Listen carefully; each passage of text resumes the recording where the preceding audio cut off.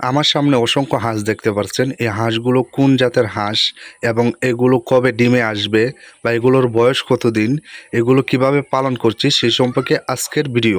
প্রিয় ভিউয়ার্স, আসসালামু আলাইকুম। দেশ ও দেশের বাইরে থেকে যারা দেখছেন সবাইকে ওয়েলকাম করছি আল হুদা হাঁসের খামার নিবেদিত আজকের কৃষি ডকুমেন্টারির ভিডিওতে।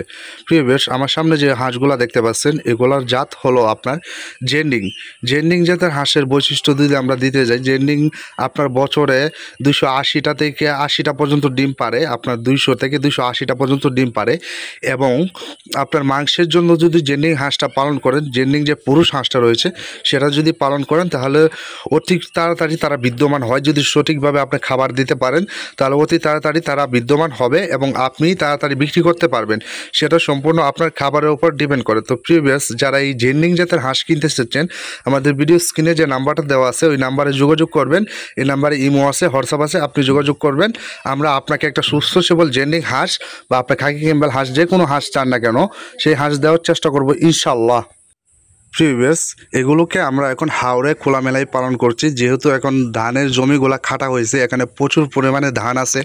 যেখানে আপনার মনে করেন ধানের ফসলের জমি হয় বা আপনার গ্রামে যদি ধান ক্ষেত থাকে, তখন যখন এই ক্ষেতগুলো কাটা হবে তখন যদি আপনি হাঁসটা পালন করেন তাহলে একদম বিনা খরচে আপনি হাঁসটা পালন করতে পারবেন। যখন যেভাবে দেখতে পাচ্ছেন যে আমরা এখন কিন্তু হাওড়ে খোলামেলায় পালন করছি এবং তারা কিন্তু প্রাকৃতিক যে খাবারটা আছে সেই খাবারটা কিন্তু তারা এখন খাইতেছে। প্রাকৃতিক খাবার খাওয়ার উপকারিতা কি?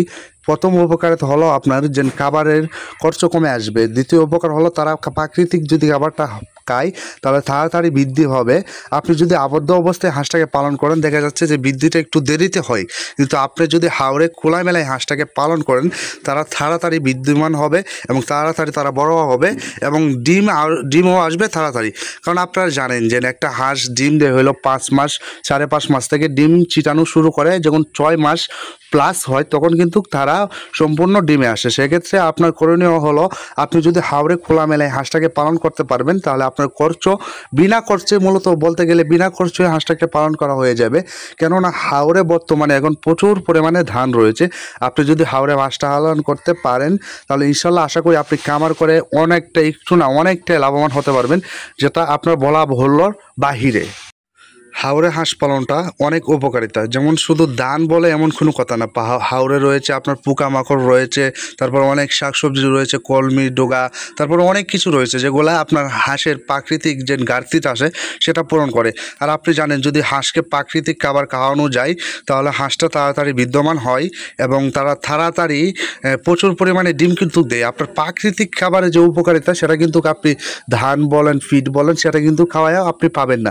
কারণ প্রাকৃতিক যেটা আপনার হাঁস খায় সেটা কিন্তু অন্যরকম আমিষ থাকে, প্রাকৃতিক খাবারে কিন্তু বেশি আমিষ থাকে। সেজন্য আপনারা যদি প্রাকৃতিক খাবারটা খাওয়াইতে পারেন আপনি দ্বিগুণ লাভবান হতে পারবেন ইনশাল্লাহ। তো প্রিভিয়ার্স যারা অর্ডার করতে চাচ্ছেন আমাদের ভিডিও স্ক্রিনে নাম্বার দেওয়া আছে, নাম্বারে যোগাযোগ করবেন ইনশাল্লাহ। তো প্রিভিয়ার্স আজকে এখান থেকে বিদায় নিচ্ছি, দেখা হবে অন্য কোনো ভিডিওতে, অন্য কোনো পর্বে। ততক্ষণ ভালো থাকুন।